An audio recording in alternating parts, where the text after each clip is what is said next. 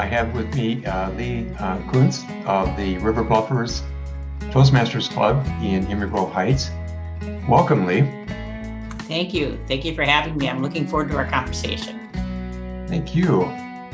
So as we were talking earlier, I started this project with the hope of getting some of the feedback from how our clubs are doing, and in particular how the club officers are meeting their various challenges of this year and keeping their clubs vibrant and active as always. And so I just kind of like to start it off by hearing a little bit more about yourself, Lee. Can you give me a sense as to how you got into Toastmasters in the first place and about your club, River Bluffers?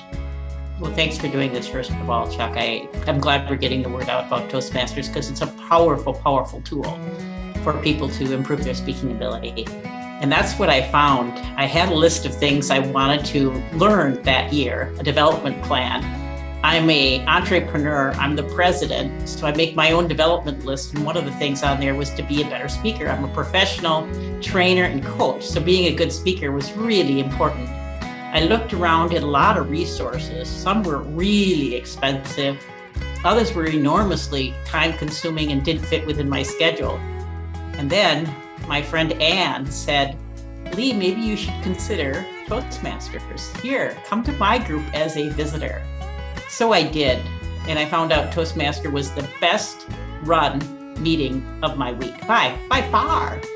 So given that I was short on time and I really wanted to have a good experience, her club just really spoke to me. I joined, and I've been in Toastmasters for a couple years now. I've become a much, much better speaker. People say, even though I was okay at the beginning, they've seen a lot of improvement in my speaking. So I'm a big believer in Toastmasters because it really fit my needs and it really got me a long ways. Wow, that's a great story, Lee.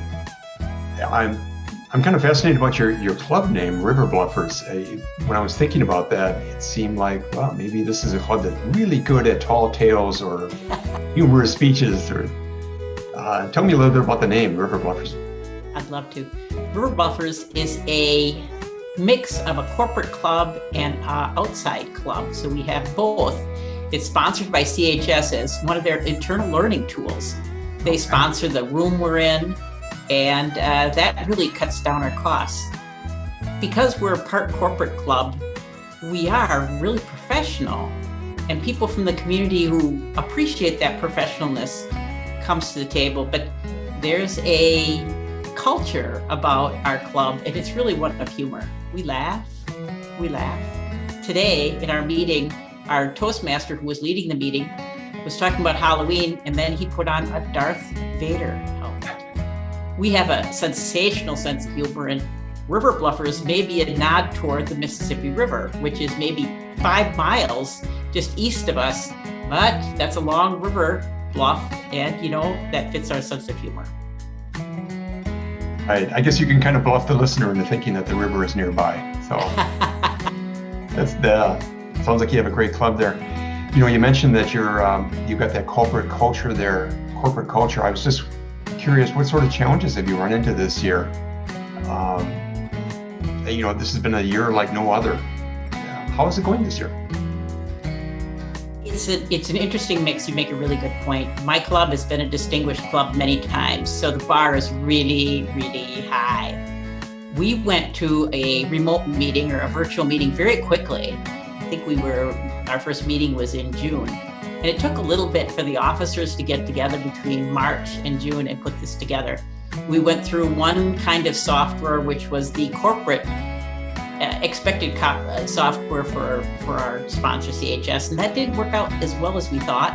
Then we went to another software, and we've been running really well since then. So going to a virtual meeting was challenging, but we did it. Going to a better software was challenging, but we did it. And now we just, once again, have a great time at our club while we're learning. So thinking back, particularly the current Toastmaster year from July 1st, is there any one particular thing that you think has been a great learning opportunity for you that's, it's something that came out of this experience that maybe you didn't see it coming, but it's been a great learning opportunity? I think there was really two items that I could talk about. First was a personal learning component. Speaking online is a whole different thing compared to speaking in person. Sure We is. have a little tougher time making that eye-to-eye connection, and as a speaker, I find that challenging.